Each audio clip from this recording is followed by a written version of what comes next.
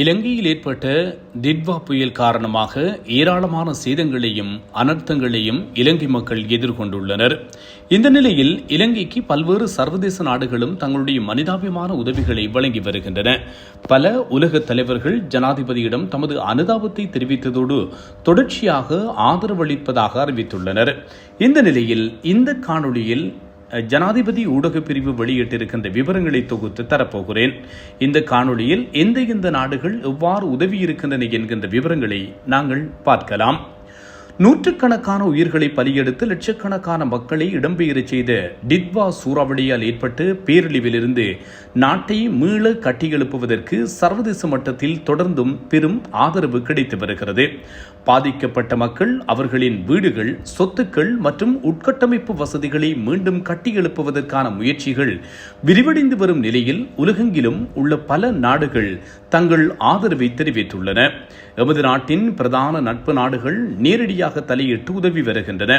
பல உலக தலைவர்களும் சர்வதேச அமைப்புகளும் கடந்த தினங்களில் ஜனாதிபதியுடன் தொலைபேசியூடாகவும் வேறு வழிகளிலும் தொடர்பு கொண்டு தங்கள் அனுதாபத்தையும் மீள கட்டியெழுப்புவதற்கான தங்கள் ஆதரவையும் தெரிவித்துள்ளன. இந்தியா தற்போது நிலைமையை துரிதமாக சீரமைப்பதற்கு இந்தியா உதவியளித்து வருகிறது. இந்திய பிரதமர் நரேந்திர மோடி ஜனாதிபதி அனுரகுமார திசாநாயக்கவிடம் தனது ஆழ்ந்த அனுதாபத்தை தெரிவித்ததோடு இந்த கடினமான வேளையில் இலங்கை மக்களும் மற்றும் அதன் மக்களுடனும் இந்தியா தொடர்ந்து உறுதுணையாக இருக்கும் என உறுதியளித்தார். நிவாரண உதவிகளை வழங்குவதற்கும் மீட்பு மற்றும் புனரமைப்பு முயற்சிகளுக்காக சாகர் பந்து செயற்பாட்டின் கீழ் தொடர்ந்து உதவியளிப்பதற்கும் இலங்கையின் மீள்கட்டமைப்பில் தேவையான அனைத்து ஆதரவை வழங்குவதற்கும் நடவடிக்கை எடுப்பதாக இந்திய பிரதமர் உறுதியளித்தார். முதலில் இந்திய INS விக்ராந்த் மற்றும் INS உதயகிரி ஆகிய கடற்படை கப்பல்கள் மூலம் நாட்டிற்கு மனிதாபிமான உதவிகள் வழங்கப்பட்டதோடு தொடர்ந்தும் உதவிகளை வழங்க நடவடிக்கை மேற்கொள்ளப்படுகிறது. இந்தியாவை தொடர்ந்து உதவிய இரண்டாவது நாடு பாகிஸ்தான். பாகிஸ்தானும் தனது ஆதரவை வழங்கி வருவதோடு தமது கடற்படையின் PNS SAIF கப்பல் கூடாக வெள்ளத்தினால் பாதிக்கப்பட்ட மக்களுக்கு அத்தியாவசிய நிவாரணப் பொருட்களை வழங்கி வருகிறது.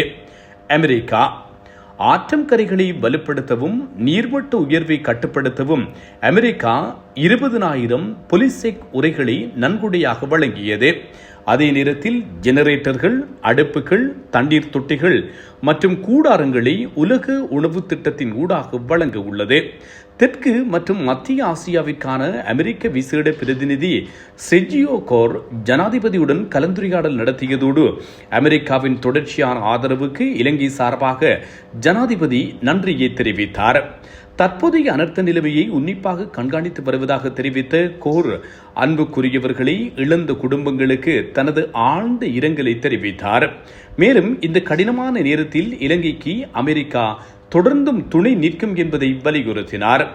இலங்கை அண்மை காலத்தில் மிக மோசமான இயற்கை பேரழிவுகளில் ஒன்றுக்கு முகம் கொடுத்துள்ள நிலையில் அமெரிக்கா தொடர்ந்தும் ஆதரவளிக்கும் என்றும் இதன்போது சுட்டிக்காட்டப்பட்டது. அடுத்த நாடு ஆஸ்திரேலியா. அனர்த்த நிலைமையில் துரித மீட்பு மற்றும் மீள கட்டியெழுப்பும் நடவடிக்கைகளுக்கு 1 மில்லியன் ஆஸ்திரேலிய டாலர்களை வழங்க ஆஸ்திரேலியா உறுதியளித்துள்ளது. அதே சமயம் நேபாளமும் நிவாரண முயற்சிகளுக்கு 2 லட்சம் அமெரிக்க டாலர்களை பங்களிப்பாக அறிவித்துள்ளது. மாலைதீவு அனர்த்தத்தினால் பாதிக்கப்பட்ட இலங்கை சமூகத்திற்கு மாலைதீவு தனது ஆதரவை தெரிவித்துள்ளது. 50,000 அமெரிக்க டாலர்களை உதவியாக வழங்கவும் இடம்பெயர்ந்தவர்களுக்காக 25,000 டின்மீன்களை நன்கொடையாக வழங்கவும் மாலைதீவு உறுதியளித்துள்ளது. இது தவிர மாலைதீவில் உள்ள இலங்கை வர்த்தக சமூகம் தற்போதைய மறுசீரமைப்பு முயற்சிகளுக்கு உதவுவதற்காக 33,000 அமெரிக்க டாலர்களை வழங்கியுள்ளது.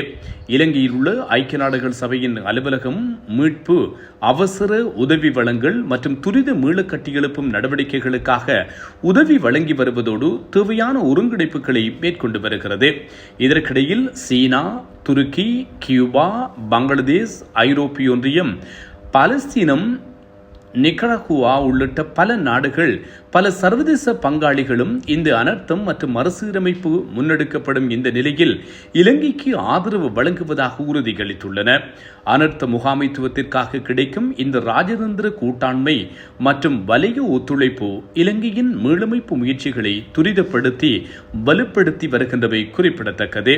பாதிக்கப்பட்ட மக்களின் வீடுகள், வாழ்வாதாரங்கள் மற்றும் அத்தியாவசிய உட்கட்டமைப்பு வசதிகளை மீண்டும் கட்டியெழுப்பும் செயல்பாட்டில் இந்த சர்வதேச ஆதரவு மிகவும் முக்கியமானது என ஜனாதிபதி ஊடக பிரிவு வெளியிட்டுள்ள அறிக்கையில் குறிப்பிடப்பட்டுள்ளது.